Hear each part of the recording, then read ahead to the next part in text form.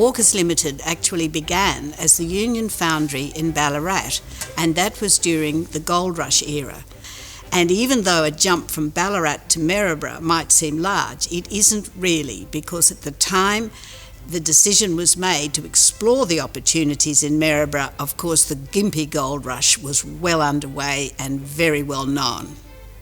John Walker gave his name to the enterprise. He gathered around him the people with skills like Thomas Braddock, the engineer, Wood, the pattern maker, and later Harrington, the finance man. So he knew how to develop a core.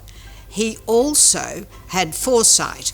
He would have been aware that sugar was beginning around Maryborough and in North Queensland, and of course sugar means machinery. To invest £11,000 then in what appeared to be a failing enterprise in a very small rural centre in Queensland was a decision of great courage, some risk, but very carefully calculated because it paid off enormously. And that willingness to take a carefully calculated risk and a big decision recurred several times in Walker's history. It almost became a tradition to the firm's benefit. Well, Maryborough was actually a very small place in the 1860s when Gympie Gold got underway. It was highly regarded at that early stage for timber, and there was an enormous hunger for timber. The timber could be put on ships and taken out via the river. And this is where Queensland really is a bit different from the southern states, in that it relied very heavily on slightly upriver ports like Brisbane, Maryborough, Rockhampton, Townsville, Mackay. Shipping was extremely important to Queensland in the 1880s. There were two needs to be satisfied. One was a sufficient number of ships to run the coastal trade between Brisbane and the ports further north. The other was to have some defence against the great fear of the day, the Russians might come invading. In the 1890s, Walkers employed about 200 people, which was a considerable workforce in a town the size of Maryborough. But then the company grew. Then in the 1920s, when the railway business, which had started to grow earlier in the 20th century, was really moving along, so Walkers was probably highly unusual in being a manufacturing business which reported a rise in profit in 1931, one of the worst years of the Depression. The Second World War did provide opportunities for Walkers, and during the war the nation needed ships, and Walkers was able to start supplying the ships, even though it was very difficult to get the components. Between 1877 and 1974, Walkers built 68 ships across a vast range, from tugs to dredgers to patrol boats for the Navy. It was a remarkable record. To give some idea of the way in which the Walkers business expanded, it's useful to look at locomotives.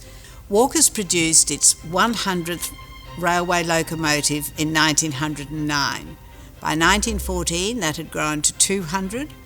After the Second World War, that had grown to 500, and before long it was 681. In a town of 20,000, 22,000 people, 1,600 worked at Walkers Limited, so you can't underestimate the importance of that, I think. Walkers, again, I think it's fair to say, was a national asset. Certainly its focus was initially on Queensland. Its origins was serving the Gympie gold fields, but from there it grew to serve not only Queensland but then entities throughout Australia which required the products that it was capable of manufacturing as a fully integrated foundry.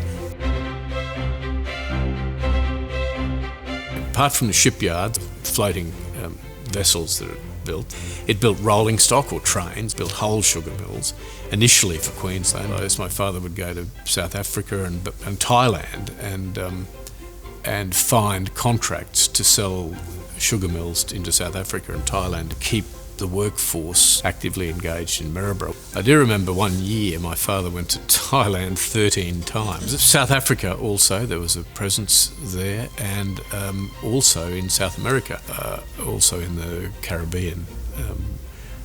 Sugar mills were manufactured and parts were sent to those sort of places. When one market shut, another door opened, or was capable of being prized open with the energy, the intellect and the capacity of a good management team and a good workforce.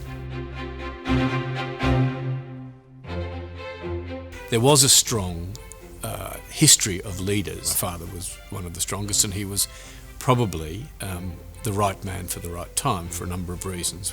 My father was always regarded as a scholar and a gentleman, and his scholarship meant that he had enormous appeal to the middle management, and he could deal with them as engineers to engineers. But his charm and his gentlemanliness meant that he had a natural affinity with the working men, and his desire to reach out and his genuine interest in the working people of Maryborough and the community of Maryborough that meant that Walkers Limited had a very good industrial record almost from when he got there in the mid-1950s. But what history tends not to record is that there were many working people who were the third, fourth, fifth generation working at Walkers Limited. When the southern companies were seeking to raid Walkers Limited and Evans Deakin, it was felt that it was important that the ownership of the heavy industry remain in Queensland. And that was a view across the board in industry and in government. And so we had Suncorp and the Treasury both buying shares in both companies to stop the southern raiders. And also Mount Isa Mines weighed in. At the end of the day, I suspect the time eventually came where it was necessary for Walkers Limited and Evans Deakin to merge. And Dr. Hughes was very concerned about this, as was George Fisher at Mount Isa Mines. And they both felt, in Dr. Hughes' words, that if takeovers like this were allowed to progress, Queenslanders would just become drawers of water and hewers of wood.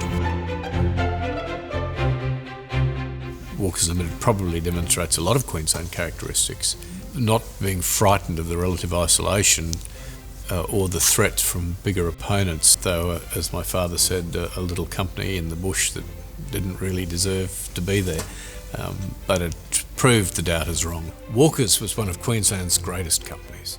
In the history of Queensland manufacturing enterprises, Walkers must never be forgotten.